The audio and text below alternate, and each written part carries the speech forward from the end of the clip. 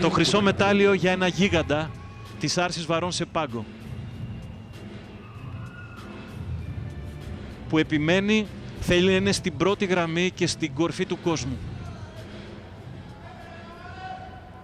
Είναι το δεύτερο μετάλλιο που κατακτούμε στην Άρση Βαρών σε αυτούς τους παραολυμπιακούς αγώνες στο Ρίο ντε Ζανέιρο.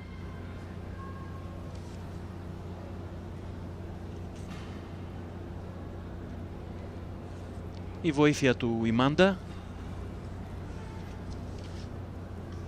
Συμμετείχαμε με 6 αθλητές. Έχουμε άλλον έναν που αγωνίζεται το βράδυ.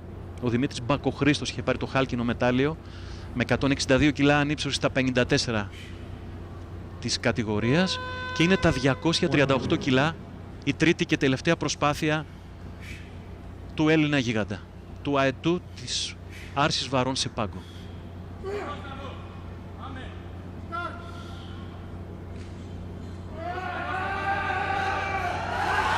Και είναι όρθιος, δεν λυγίζει. 238 κιλά επιβεβαιώνει αυτή την απόλυτη κυριαρχία του, έγκυρη προσπάθεια με ψήφους 2 έναντι 1. Παύλος Μάμαλος, ο χρυσός παραολυμπιονίκης στην Άρση Βαρών, στα έως 107 κιλά. Βλέπετε και τον πρόεδρο της Παραολυμπιακής Επιτροπής, τον κύριο Φουντουλάκη, να πανηγυρίζει και τους Έλληνες της αποστολής να επιφημούν το γίγαντα. Και οι 3 προσπάθειές του ήταν έγκυρες. Μπόρεσε να έχει την αυτοσυγκέντρωση, την απόλυτη, παρά το γεγονός ότι είχε εξασφαλίσει ήδη το χρυσό μετάλλιο. Ωστόσο ήθελε να είναι ο επίλογος του αυτός που του αξίζει. Να είναι έγκυρη και η τρίτη του προσπάθεια. Βλέπετε σε επανάληψη και πάλι.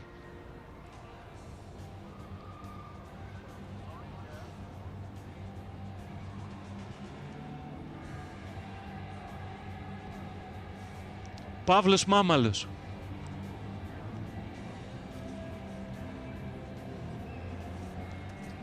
Η μεγάλη χαρά, συγκίνηση και περηφάνεια. Βλέπετε τους πανηγυρισμούς του.